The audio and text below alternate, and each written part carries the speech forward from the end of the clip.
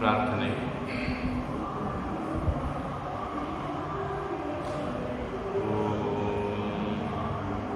वसुदेवसुतं देवं कंसचाणूरमर्दनं देवकी परमानन्दं कृष्णं वन्दे जगद्गुरुं. मूकं करोति वाचालं पङ्गुं लङ्घयते गिरिं यत्कृपातमहं वन्दे परमानन्दमाधवम्.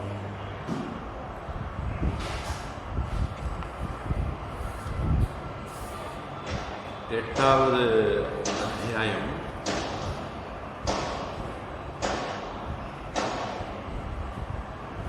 எட்டு ஸ்லோகம் பார்த்துருக்கோம்னு நினைக்கிறேன்.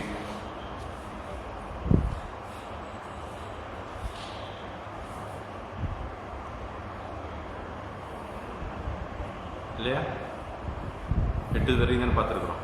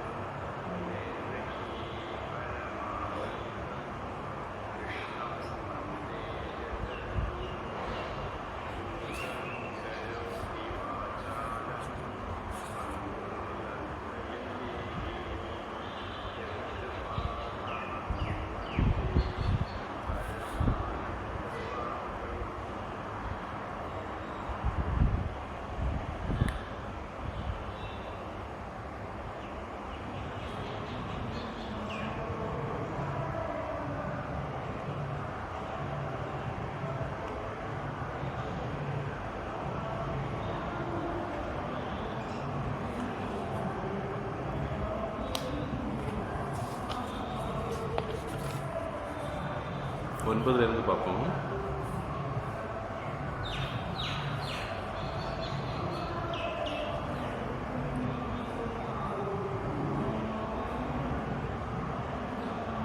ஓம் ஸ்ரீ கிருஷ்ணாய பரமாத்மனே நமः.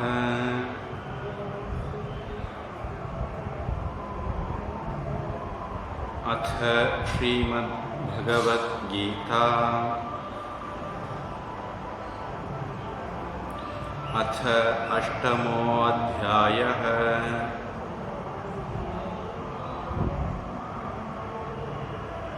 श्रीभगवानुवाच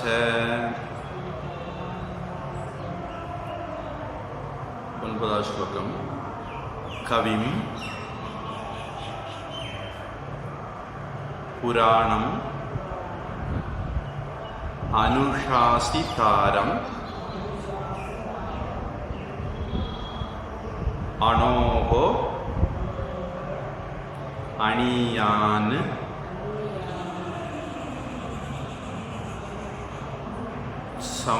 சமனுஸ்மரேத் யஹ சர்வஸ்ய தாத்தாரம்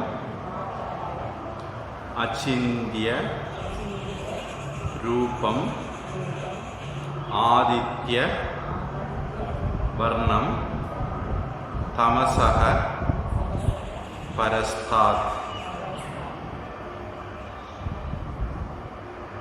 புராணம் அனுஷாசிதாரம் சேரும்போது புராணம் அனுஷாசிதாரம். சம்ஸ்கிருதத்தில் அந்த புராணத்திலிருந்து ஆரம்பித்து அனுஸ்மரே சமனுஸ்மரேத்யக அதுவரையிலும் சேர்த்தே எழுத முடியுங்கிறதுனால சேர்த்து எழுதியிருக்காங்க. ஆனால் வார்த்தைகள் வேறு வேறு தான். நம்ம அனுசாசிதாரம் அதில் மூச்சு எடுத்துருவோம். அடுத்தது அனோகோ அணியான் சேரும்போது அந்த விசர்க்கம் வந்து இர்ரா மாறும். அப்போ அனோர் அணியான், இர்வாவும் சேர்ந்து அனோர் அணியான் அப்படின்னு மாறிடும். அப்புறம் சமனுஸ்மரேத்யஹ,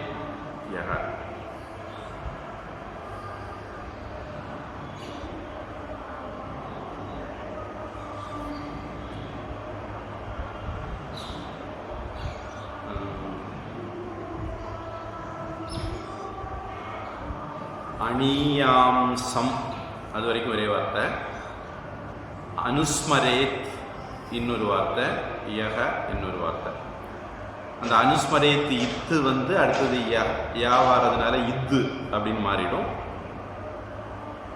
அப்புறம் யக அப்படியே இடையில ஒரு இது வந்து அனோகோ அணியான்னு சொன்னேன்.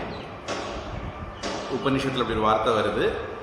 இதில் வந்து அணியான் நிற்கல, அணியாம்சம் அப்படிங்கிறது இந்த இடத்துல வார்த்தை.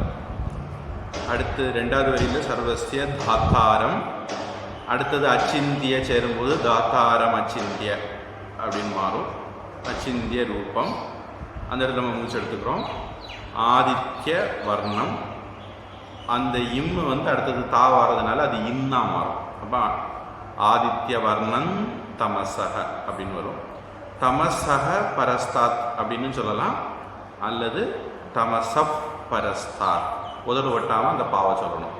நம்ம இந்த ரெண்டாவது முறையில் தான் சொல்ல போகிறோம். இப்போ ஸ்லோகம்.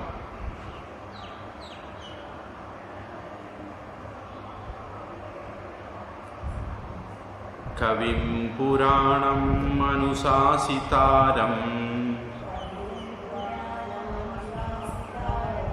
கவிம் புராணம் அனுசாசிதாரம்,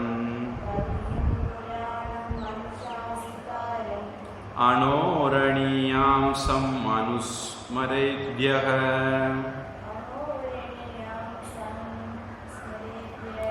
அனோரணியாம்சம் அனுஸ்மரேத்யஹ,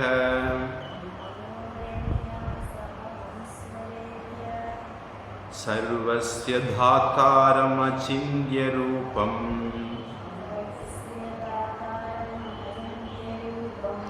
ஆதித்யவர்ணம் தமசப் பரஸ்தாத்,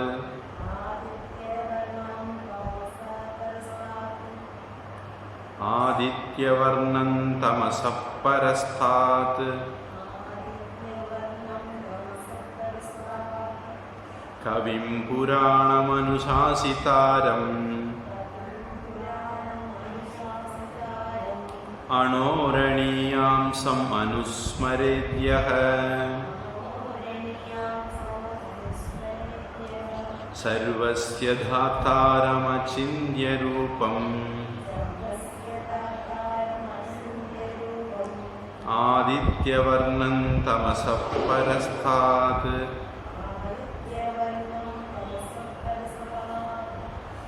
நம்ம மூச்சு விடாமல் ஒரு வரியை படித்து பார்ப்போம். கவிம் புராணமனுசாசிதாரமனோரணியாம்சம் அனுஸ்மரேத்யஹ,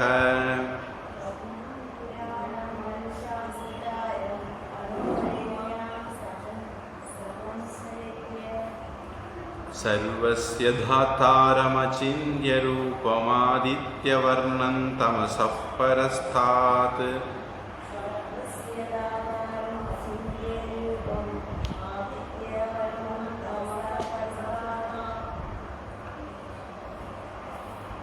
இதில் வந்து கவிம், இதுக்கு முந்தின இதில் வந்து பரமம் புருஷம் திவ்யம் யாதி அப்படின்னு முடிஞ்சது. அந்த பரம புருஷனை அடைவான் யார் அபியாச யோகத்தினால என்னை வழிபடுகிறானோ அவன் பரமபுருஷனை அடைவான் அப்படின்னு சொன்னார். அது பற்றி, அந்த பரமபுருஷனை பற்றி கூடுதலாக சொல்கிறார். கவிம் இந்த இடத்துல எல்லாம் அறிந்தவன், புராணம் பழசுக்கெல்லாம் பழமையானவன், அனுசாசிதாரம் இந்த உலகத்தில் அவனுடைய சொல்படி தான் எல்லாமே நடக்கும். பீஷாஸ்மாத் வாத்தப்பவதே பீஷோதேதி சூரியக. அவன்கிட்ட உள்ள பயத்தினால தான் காற்று வீசுது, சூரியன் உதிக்குது அப்படின்னு தைத்திரிய உபநிஷத்தில் வரும். அது மாதிரி இந்த ஆட்சியாளன், ஆண்டவன் அப்படிங்கிற அர்த்தத்தில். அனுசாசிதாரம் அணோர் அணியாம்சம், அணுவுக்கெல்லாம் அணுவானவன். அனுஸ்மரே யக, யார் இது இந்த பரம்பொருளை புருஷனை நினைக்கிறார்களோ. மட்டுமில்ல, சர்வஸ்ய தாத்தாரம், எல்லாவற்றுக்கும் தாத்தா. தாத்தா அப்படின்னா காப்பாற்றுகிறவன், தாங்குகிறவன், அந்த மாதிரி அர்த்தம். அச்சிந்திய ரூபம், அவனுடைய உருவங்களை சிந்திக்க முடியாது. ரெண்டு விதம், அவனை உருவத்தோடையும் சிந்திக்க முடியாது, இனி அவனுக்கு எத்தனை உருவம் இருக்குன்னு சிந்திக்க முடியாது. ரெண்டு விதத்துலையும். அச்சிந்திய ரூபம். ஆதித்ய வர்ணம், எப்படி சூரியன் எப்போதும் பிரகாசித்து கொண்டிருக்குமோ அப்படி இவனும் எப்பொழுதும் பிரகாசித்துனா எப்போதுமே வெளிப்பட்டு கொண்டே இருப்பார் அப்படின்னு. இப்போ இவர் ஒரு கை இருந்தார், ஒரு கை இல்லை, தேடி பிடிக்கணும், அந்த மாதிரிலாம் கிடையாது. எப்போதுமே எல்லா இடத்துலையும் வெளிப்பட்டு இருப்பார். நம்ம அதை புரிஞ்சுக்கலாம், புரிஞ்சுக்காமல் இருக்கலாம், அந்த வித்தியாசம்தான். தமசக பரஸ்தாத். தமஸ்ங்கிற இந்த இடத்துல அஞ்ஞானம், இருட்டு, அஞ்ஞானம். அஞ்ஞானத்தை கடந்தவர் இவர்கிட்ட இருட்டு கிடையாது. எப்படி சூரியன்ல இருட்டு கிடையாதோ, வெளிச்சத்தில் இருட்டு வராதோ, அதே மாதிரி இவர்கிட்டையும் இருட்டு அப்படிங்கிறது அம்சம் கூட கிடையாது. அப்படிப்பட்டவர் இந்த பரமபுருஷன். இவரை யாரு எப்பொழுதும் நினைக்கிறார்களோ அவர்கள் அடைவார்கள்ங்கிறது 8வது ஸ்லோகத்தில் முடிச்சிட்டாரு பகவான். இப்போ 10வது ஸ்லோகம். பிரயாண காலே மனசா அச்சலேன பக்தியா யுக்தः யோக பலேன ச ஏவ भ्रुवोः मध्ये प्राणम्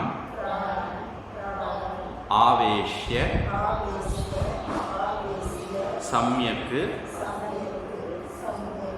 सः तं परं पुरुषं उपैति திவ்யம்.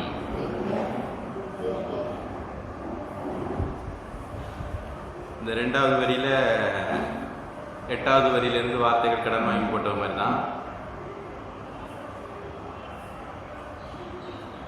பரம், புருஷம், திவ்யம், இந்த 3 வார்த்தையும் 8வது ஸ்லோகத்தில் இருக்கு. அங்க யாதி அடைவான் இருக்கு, இங்க உபைதி அதுவும் அடைவான் தான் அர்த்தம்.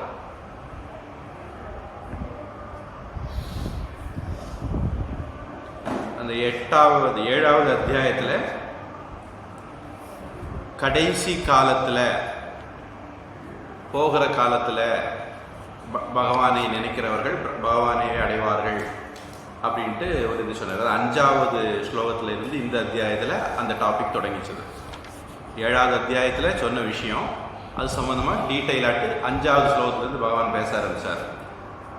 அதை இந்த இடத்துல மறுபடியும் சொல்கிறார். பிரயாண காலே அப்படின்னா கடைசி காலத்தில்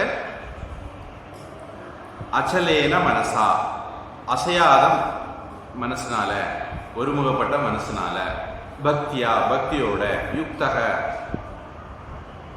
ஒருங்கினவனாக, யோக பலேன யோகத்தினுடைய பலத்தினால. இந்த இடத்துல யோகம்ங்கிறது தியானம் பண்றது. புருவோர் மத்தியே, நம்ம புருவம் சொல்கிறது, புருமம்னு சொல்கிறது, அதான் இங்கே புருவோஹோ அப்படின்னு சொல்லியிருக்கு. புருவத்தினுடைய மத்தியில் நமக்கு 5வது அத்தியாயம் கடைசியிலையும் 6வது அத்தியாயத்திலையும் இந்த தியானம் எப்படி இருக்கணும் அப்படிங்கிறலாம் பகவான் பேசிட்டார். முதுகெலும்பு, கழுத்து, தலையெல்லாம் நேராக இருக்கணும். கண் வந்து ஒரு இதில் வந்து மூக்கு நுனியை பார்த்தது மாதிரி சொன்னார், ஒரு இதில் புருவத்தை பார்த்தது மாதிரினார். இந்த இடத்துல புருவத்தை பார்த்தது மாதிரி அப்படின்னு சொல்லியிருக்கு. பிராணம் ஆவேஷ்ய, பிராணனை நிலைநிறுத்தி, சம்யக் நல்லபடியாக யார் யோக பயிற்சி பண்ணுறாங்களோ அவங்களுக்கு அந்த திவ்ய புருஷனை அடையலாம் அப்படின்ட்டு பகவான் சொல்கிறார். பொதுவாக இந்த மாதிரி பயிற்சிகள் பண்ணுறவங்க இன்றைக்கி சமுதாயத்தில் ரொம்ப குறைவு. பண்ணுறவங்க இருக்காங்க, ஆனால் எனக்கு தெரிஞ்சு குறைவு. ஆன்மீக வாழ்க்கையில் எப்படி கோவிலுக்கு போய் சாமி கும்பிட்றது அப்படிங்கிறது ஒரு அம்சமோ, அதுக்கு அடுத்த படிகளில் இதுவும் உண்டு. நாம் தினமும் உட்கார்ந்து பிராணாயாமம் பண்ணுறது, சில முத்திரைகள் பண்ணுறது, அப்புறம் நாமம் ஜபிக்கிறது, தியானம் பண்ணுறது, இதெல்லாம் உண்டு. அதனால் பகவான் அதை பற்றி இதில் பேசுகிறார். இதில் பிரயாண காலே மனசா அச்சலேன சேரும்போது மனசாச்சலேன பக்தியா யுக்தக அப்படிங்கிறது அடுத்தது கடின எழுத்து வராததுனால யுக்தோ அப்படின்னு மாறிடும். யோக பலேன ச ஏவ சேரும்போது சைவ அப்படின்னு மாறிடும். புருவோஹோ மத்தியே சேரும்போது புருவோர் மத்தியே அப்படின்னு மாறிடும்.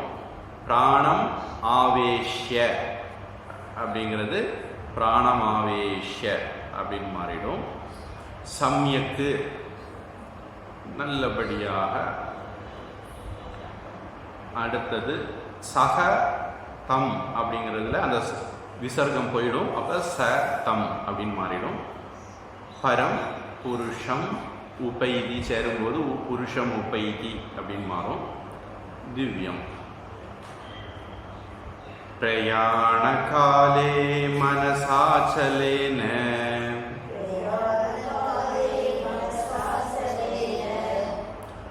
பிரயாண காலே மனசாச்சலேன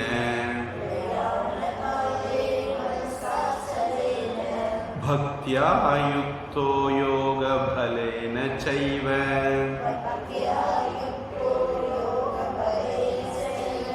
பக்தியா யுக்தோ யோக பலேன சைவ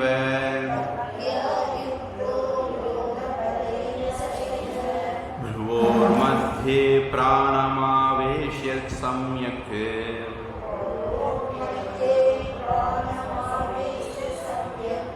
भ्रुवोर् मध्ये प्राणमावेश्य सम्यक्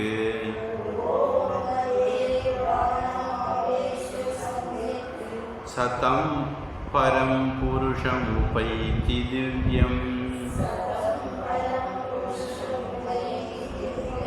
सतं परं पुरुषमुपैति दिव्यम्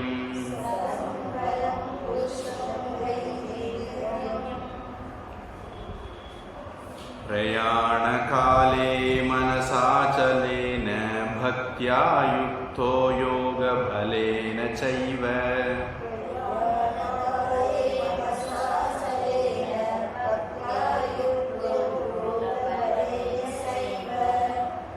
भ्रुवोर्मध्ये प्राणमावेश्य सम्यक् सतं परं पुरुषमुपैति दिव्यम्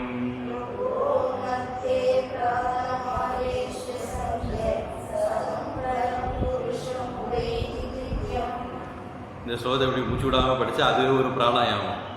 நம்ம கோவிலில் சங்கு ஊதுறது அதெல்லாம் கூட ஒரு பிராணாயாமம். அதாவது மூச்சை குறைவான நேரத்தில் உள்ளே இழுத்துக்கிட்டு அதிகமான நேரத்தில் மெதுவாக வெளியே விடுறது. அதை வந்து அந்த கும்பகம் சொல்லுவாங்க. சங்கு ஊதுறதுல அது இருக்குது, அந்த பிராணாயாம பயிற்சி இருக்குது. நம்முடைய பெரியவங்க ஒவ்வொரு காரியத்தையும் பலதும் யோசித்து தான் ஏற்படுத்தியிருக்காங்க. இப்போ இதில் ஒரு சின்ன வித்தியாசம் நடந்திருக்கு. எனக்கு பழகி போச்சு, அதனால் எனக்கு தெரியலை. நீங்கள் அதை கண்டுபிடிச்சிங்களா?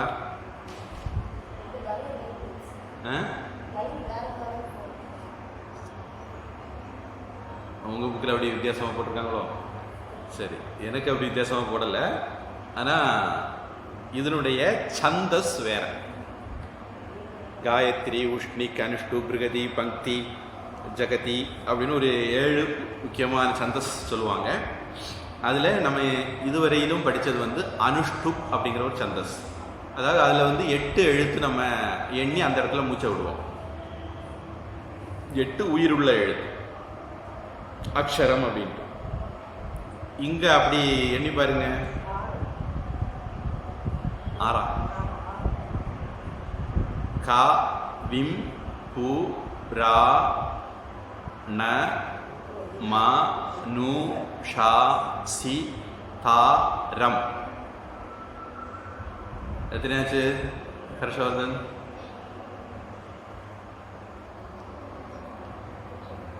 பொதுவாக 11 எழுத்து. இந்த ஸ்லோகம் மாதிரி ஸ்லோகங்களை 11 எழுத்து எண்ணி நாம் பிரிக்கிறோம். பூஜ்ய சுவாமிஜிக்கு அவருடைய ஆசிரியர் வேத மந்திரத்தை ஒட்டி இந்த மாதிரி முறையில் சொல்லி கொடுத்துருந்தார். முண்டக்க உபநிஷத்தில் இது மாதிரி ஒரு மந்திரம் வருது. பொதுவாக சன்னியாசிகளை வரவேற்கும் போது அந்த மந்திரத்தை சொல்லுவாங்க. அதில் இந்த 2 விதமான பிரயோகமும் இருக்குது. அதை ஒட்டி தான் இங்கேயும் கீதையிலையும் அதே மாதிரி சொல்கிற முறையை பயன்படுத்துகிறாங்க. அதனால் இது சொல்கிற முறையிலையும் ஒரு சின்ன வித்தியாசம். இங்கே முந்தின 8வது ஸ்லோகம் பார்த்தீங்கன்னா, அபியாசயோக யுக்தேன சேதசா நான்ய காமினா பரமம் புருஷன் திவ்யம் யாதி பார்த்தானு சிந்தயன் அப்படிங்கிறது இதுக்கு முன்னாடி உள்ள ஸ்லோகம். 9ல் பார்த்தீங்கன்னா, கவிம் புராணம் அனுசாசிதாரம் மனோரணீயாம் சம்மனுஸ்மரேத்யஹ சர்வஸ்ய தாத்தாரமச்சிந்ய ரூபம் ஆதித்யவர்ணன் தமசப்பரஸ்தாத். இந்த மாதிரி ஒரு சின்ன டோன் வித்தியாசம் இருக்கும். இந்த இதுக்கு திரிஷ்டு சந்தஸ் அப்படின்னு பேர். இது வரைக்கும் நம்ம பார்த்தது அனுஷ்டு. பொதுவாக மகாபாரதம், ராமாயணம் இந்த மாதிரி அதிக இடங்களில் அந்த அனுஷ்டு சந்தஸ் பிரயோகத்தில் இருக்கும். தமிழில் வந்து வெண்பா அப்படின்னு சொல்லுவாங்க. அந்த மாதிரி அதிக பிரயோகத்தில் இருக்கிறது. கீதையில் சில இடங்களில் இந்த 2வது அத்தியாயத்திலிருந்தே உங்களுக்கு தொடங்கி சில இடங்களில் இந்த சந்தஸ் வருது. அது ஒரு வித்தியாசம். 9வது ஸ்லோகத்தில் இருந்து திரிஷ்டு சந்தஸில் எழுதப்பட்டிருக்கு.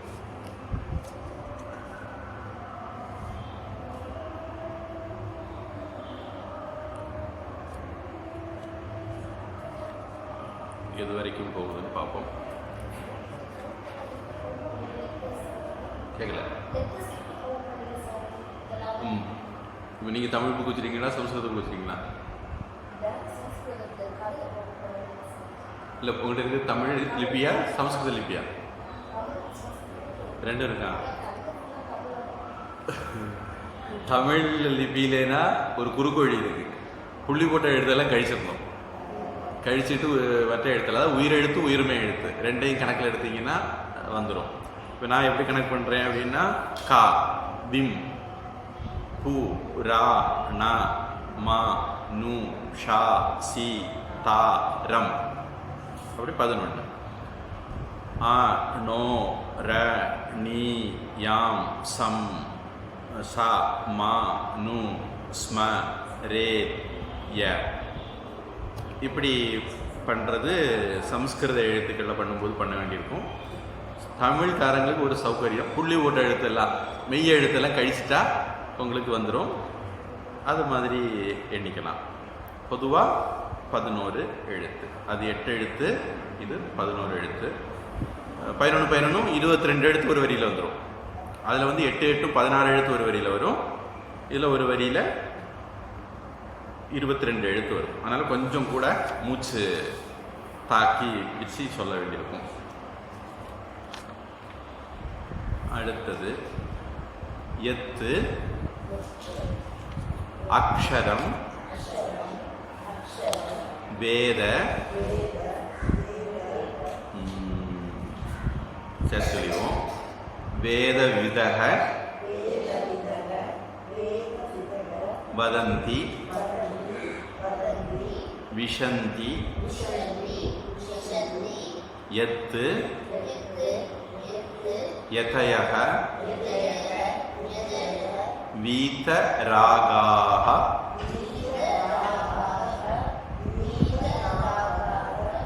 யத்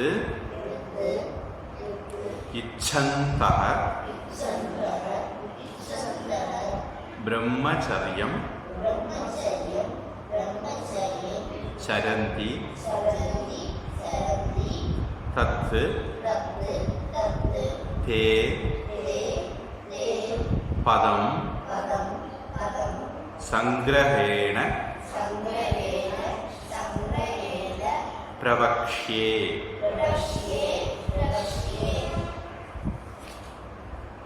இதே மாதிரி கட்டோபனிஷத்துலேயும் ஒரு இது இருக்கு. சங்கிரஹேண பிரவக்ஷ்யே ஓமித்தேதத்து அப்படின்னு முடியும். யமதர்மராஜா நச்சிகேதனுக்கு சொல்லும்போது சொல்லுவார்,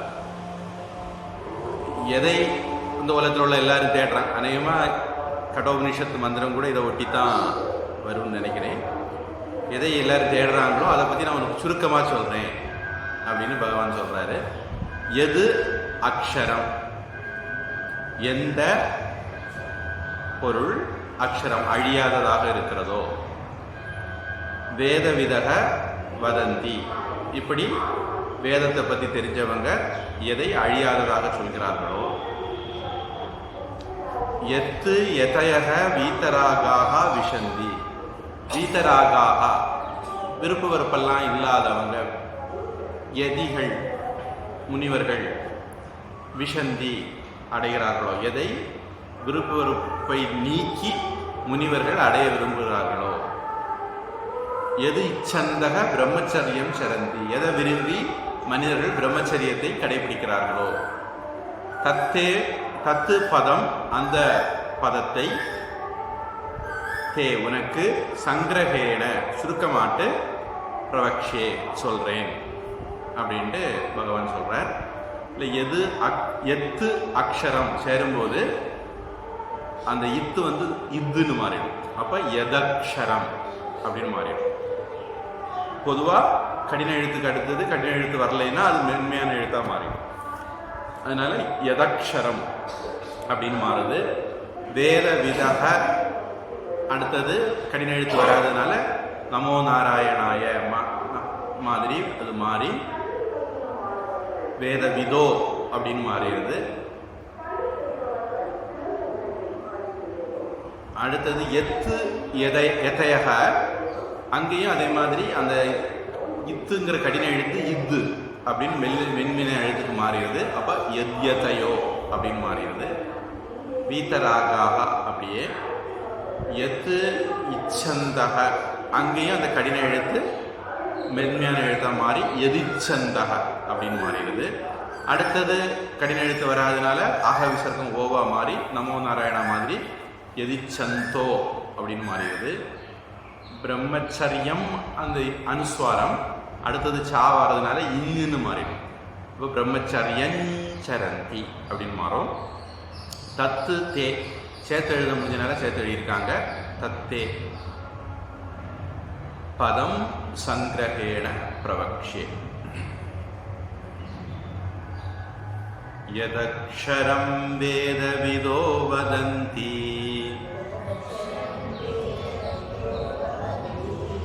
யதக்ஷரம் வேதவிதோ வதந்தி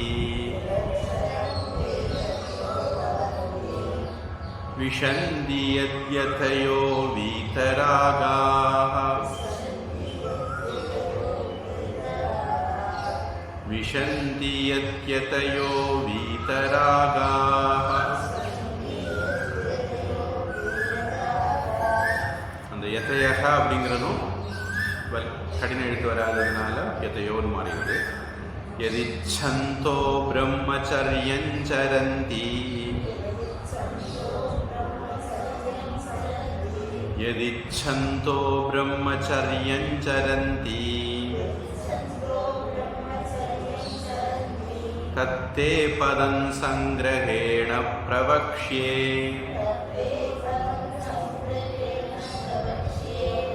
அந்த சங்கிரகேண அப்படிங்கிற இடத்துல இயல்பாக நமக்கு என்ன வரும் அப்படின்னா சங்கிரகேண பிரவக்ஷே அப்படிங்கிற மாதிரி வரும். அது ஒத்துக்கொள்ளப்பட்டது தான். தத்தே பதம் சங்கிரகேண பிரவக்ஷே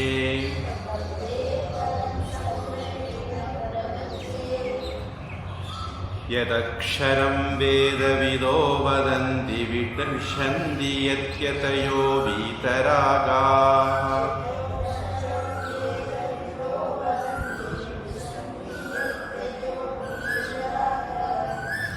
यदिच्छन्तो ब्रह्मचर्यं चरन्ति तत्ते पदं संग्रहेण प्रवक्ष्ये.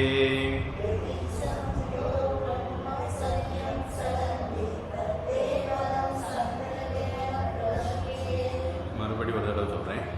यदक्षरं वेदविदो वदन्ति विशन्ति यत्यतयो वीतरागाः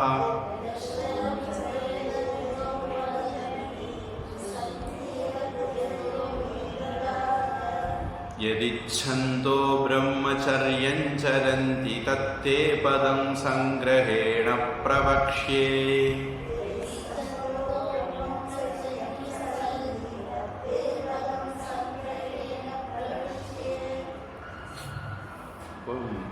பனிரெண்டாவது ஸ்லோகம். பழையபடி அனுஷ்டுப் சந்தஸ் வந்துட்டது அப்படின்னு நினைக்கிறேன். सर्व द्वाराणि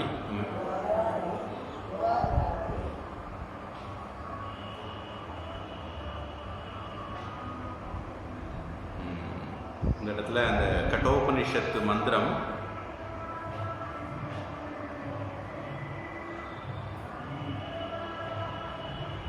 அந்யத்ர தர்மாத் அந்யத்ர அதர்மாத்னு ஆரம்பிச்சு सर्वे वेदा यत्पदमामनन्ति तपांसि सर्वाणि च यद्वदन्ति यदिच्छन्तो ब्रह्मचर्यं चरन्ति तत्ते पदं संग्रहेण பிரவீமி ஓமித்யேதத். ரெண்டாவது வரி கிட்டத்தட்ட கட்டோபனிஷத் மாதிரி இருக்கு. கீதையில் சில இடங்கள்ல அந்த மாதிரி கட்டோபனிஷத்தில் உள்ள வரிகளை கொஞ்சம் கீதைக்கு ஏற்றது மாதிரி மாற்றி போட்டிருப்பாங்க. கட்டோபனிஷத்துக்கும் கீதைக்கும் கொஞ்சம் அந்த மாதிரி ஒரு நெருக்கம், அங்கிருந்து நிறைய கடன் வாங்கியிருக்கும் கீதையில்.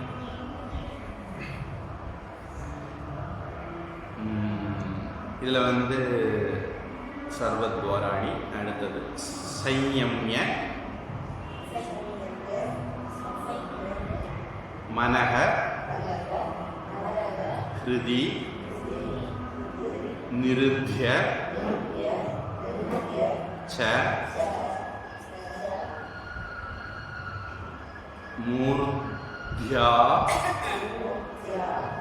இல்லை அதில் ஒரு எழுத்து கூட இடையில இருக்கு, மூர்த்தின்யா.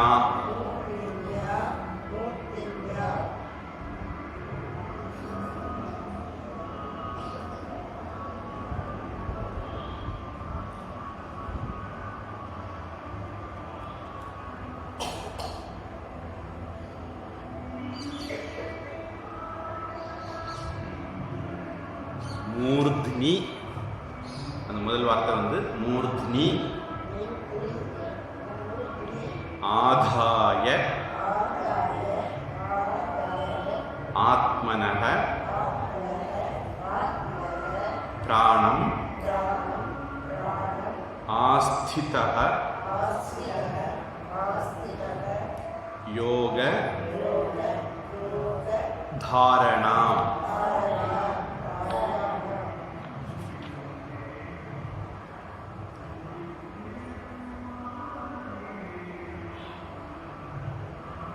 இது சர்வத்வாராணி சம்யம்ய.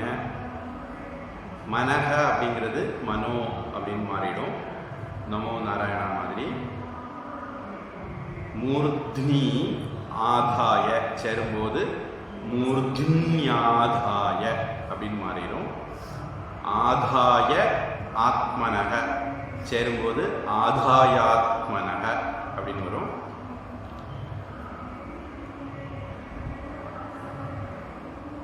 ஆத்மனக பிராணம் அப்படிங்கிறது அப்படின்னு சொல்லலாம், அல்லது ஆத்மன பிராணம் பாவை உதடு ஒட்டாமல் சொல்லணும். அடுத்தது அந்த இடத்துல நம்ம நியமம் மூச்செடுப்போம். அது இல்லைன்னா பிராணம் ஆஸ்திதக சேர்ந்து ஒரே வார்த்தையாகும். அப்படி இல்லைன்னா ஆஸ்திதக அப்படிங்கிறது அடுத்தது கடின எழுத்து வராததுனால விசர்க்கம் ஓவா மாறும். ஆஸ்திதோ யோக தாரணா.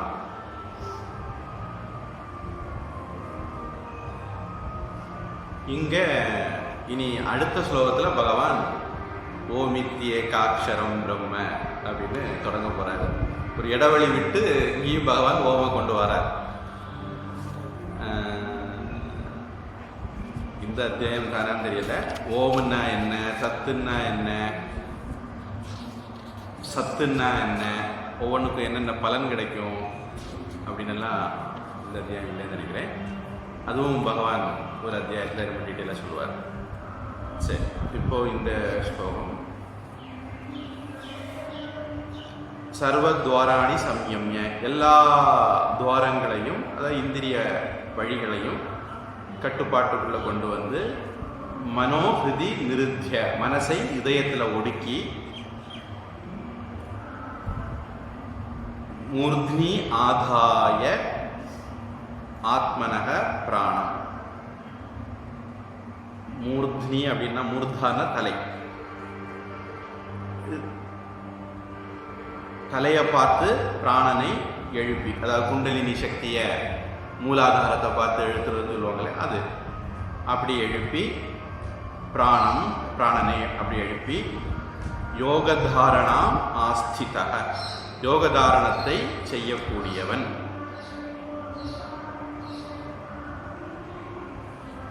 என்ன பண்ணுவான் அப்படின்னா அடுத்த ஸ்லோகத்தில் அந்த வரி முடியுது. ஓமிதி அப்படி பண்ணும்போது என்ன பண்ணணும், ஓம் ஓம்னு அவன் ஜபிச்சுக்கிட்டே இருப்பான்.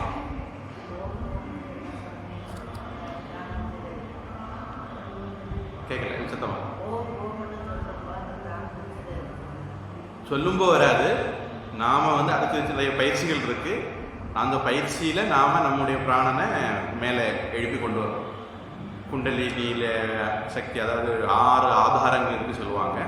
மூலாதாரத்தில் இருந்து மேலே எழுப்பி கொண்டு வரணும். மணிப்பூரகம், சுவாதிஷ்டானம்,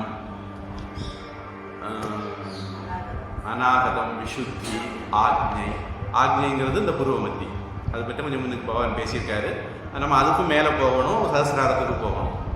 அதுக்கு சில பயிற்சிகள் இருக்குது. ஓமை எப்படி ஜெபிக்கிறது அப்படின்றதெல்லாம் பயிற்சி இருக்குது. அந்த ஓம் ஜெபிக்கும் போதே மூச்சை எப்படி கண்ட்ரோல் பண்ணுறது அப்படின்னெல்லாம் இருக்குது. இங்கே இப்படியெல்லாம் பயிற்சி பண்ணி இருக்கக்கூடிய ஒருத்தன் தன்னுடைய தேகத்தை விடும்போது அந்த பரமகதியை பகவானை அடைவான் அப்படிங்கிறது 13வது ஸ்லோகம். நாம் இன்னைக்கு 13 கவர் பண்ணுவோமான்னு தெரியல. இப்போ இந்த ஸ்லோகத்தில் இந்த ஸ்லோகம் அடுத்த ஸ்லோகம் சேர்ந்து ஒரே ஸ்லோகமாகும். அதனால் அதையும் சேர்த்தே பார்த்துடலாம்னு நினைக்கிறேன். சர்வத்வாராணி சம்யம்ய, சர்வத்வாராணி சம்யம்ய மனோஹிருதி நிருத்ய ச, மனோஹிருதி நிருத்ய ச மூர்த்தின்யாதாயாத்மனः பிராணம், மூர்த்தின்யாதாயாத்மனः பிராணம் ஆஸ்திதோ யோகதாரணாம், ஆஸ்திதோ யோகதாரணாம் சர்வத்வாராணி சம்யம்ய மனோஹிருதி நிருத்ய ச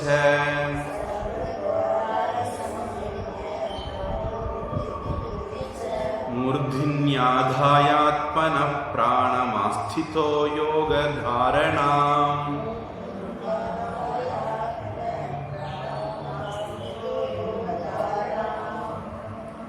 நமக்கு இதில் சேர்த்து படிக்கிற பயிற்சியும் வந்துடுது, பிரித்து படிக்கிற பயிற்சியும் வந்துடுது. இப்போது அடுத்த ஒரு ஸ்லோகத்தையும் கூட பார்த்துருவோம். உங்கள் புக்கில் அதை 2 ஸ்லோகம் சேர்த்து போட்டிருக்காங்களா, தனித்தனியாக போட்டிருக்காங்களா? காரணம் என்ன, அந்த ரெண்டும் சேர்ந்தா தான் ஒரு வாக்கியம் முழுமையாகும். ஓம் இதி ஏக அக்ஷரம்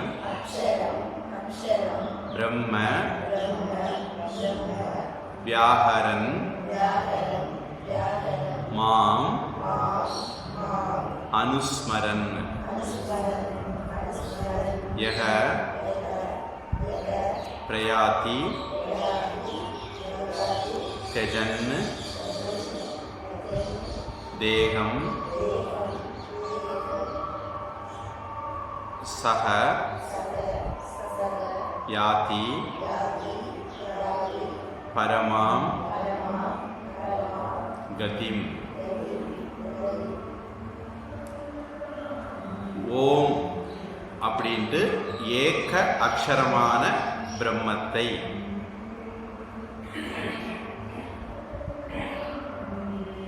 உச்சரித்து, வியாகரன் உச்சரித்து, மாம் அனுஸ்மரன் என்னையே நினைத்து, யக தேகம் தெஜன் தேகத்தை விட்டு பிரயாதி போகிறானோ,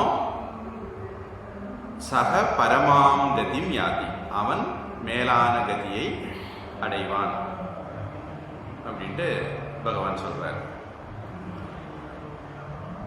இந்த ஓம் அப்படிங்கிறது எவ்வளவு முக்கியமானது அப்படிங்கிறது சில இடங்களில் உபனிஷத்துக்களில் வருது, சாஸ்திரத்தில் வருது. அதில் இது ஒரு இடம். எஸ் சந்தசாம் ரிஷபோ விஸ்வரூபா அப்படின்னு மந்திரம் உண்டு. அதுவும் ஓம பத்தின மந்திரம் தான். மாண்டூக்கிய உபனிஷத் அதுவும் ஓம பற்றி பேசுகிற ஒரு உபனிஷத்து. இந்த ஓம்னா என்ன அப்படிங்கிறது பற்றி கொஞ்சம் விரிவாக பேசுகிறது மாண்டூக்கிய உபனிஷத்து. அப்புறம் தைத்திரிய உபனிஷத்துலேயும் ஓமிதி பிரம்மா பிரசௌதி அப்படிங்கிற மாதிரி வரும். யாகம் பண்ணும்போது பிரம்மா, அதாவது 4 வேதத்துக்கும் வேதக்காரங்களுக்கும் தலைமை பூஜாரியாக இருக்கக்கூடிய அதர்வண வேத பூஜாரி, அவருக்கு பிரம்மான்னு பேர். அவர் இவங்க பூஜை பண்ணும்போது அது சரியாக பண்ணனா இல்லையான்னு அவங்க கேட்பாங்க. அவர் ஓம் அப்படின்னு சொன்னான்னா சரியாக பண்ணிட்டேன், அடுத்த பூஜைக்கு போ அப்படின்னு அர்த்தம். இல்லைன்னா அடிச்சா குடிச்சா திருப்பி அந்த பூஜையை பண்ணணும். பொதுவாக நம்ம ஊர்களில் நான் நினைக்கிறேன் சோழி என்னவோ போட்டு பார்த்து அந்த பூஜை நல்லா சரியாக முடிஞ்சிருக்குன்னு தெரிஞ்சால் தான் அடுத்த கட்டம் போவாங்க. கோவை கும்பாபிஷேகம் அந்த மாதிரி இதுகளில் முறைப்படி பண்ணக்கூடியவங்க ஒரு பூஜை பண்ணியாச்சுன்னா அது தெய்வத்துக்கு ஏற்றிருக்கா, நம்மள அப்படி தான் ஒரு வார்த்தை சொல்லுவோம் இல்லையா, தெய்வத்துக்கு அது ஏற்றிருக்கா அப்படின்னு பார்த்துக்கிட்டு ஏற்றிருந்தா தான் அடுத்த பூஜை, இல்லைன்னா அந்த பூஜையை திருப்பி பண்ணணும். இங்கே ஒரு குறை நடந்ததுக்கு திருப்பி பண்ணுவாங்க. அந்த மாதிரி ஓகே சொல்கிறதுக்கு வேதத்தில் ஓம் அப்படின்ட்டு அந்த அதர்வண வேதத்தினுடைய தலைவரான பிரம்மா அப்படின்னு பேர் உள்ள அவர் சொல்லுவார். இதில் ஓம் இதி சேரும்போது ஓமிதி, இதி ஏக சேரும்போது இத்தியேக, ஏக அக்ஷரம் சேரும்போது ஏகாட்சரம், இதெல்லாம் சேரும்போது ஓமித்யேகாட்சரம்.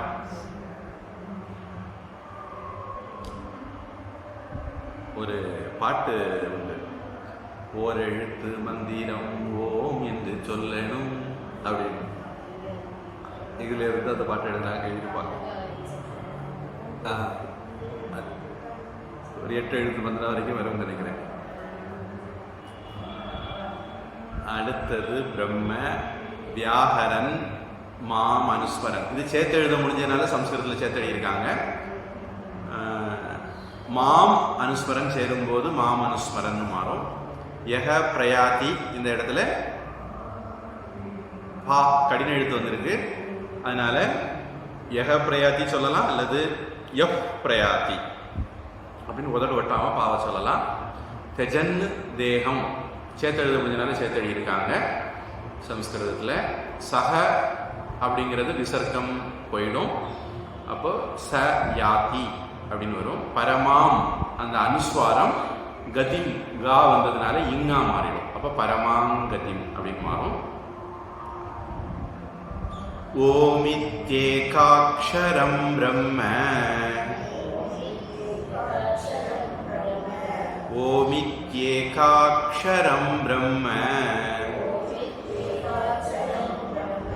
व्याहरन् मामनुस्मरन् व्याहरन् मामनुस्मरन् यः प्रयाति त्यजन्तेऽहम् यः प्रयाति त्यजन्तेऽहम् स याति परमां गतिम् स याति परमां गतिम् ओमित्येकाक्षरं ब्रह्म व्याहरन् मामनुस्मरन्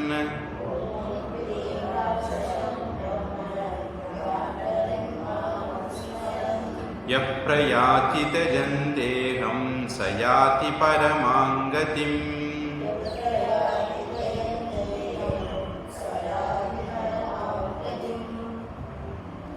இதற்கு நிறுத்திக்குவோம்.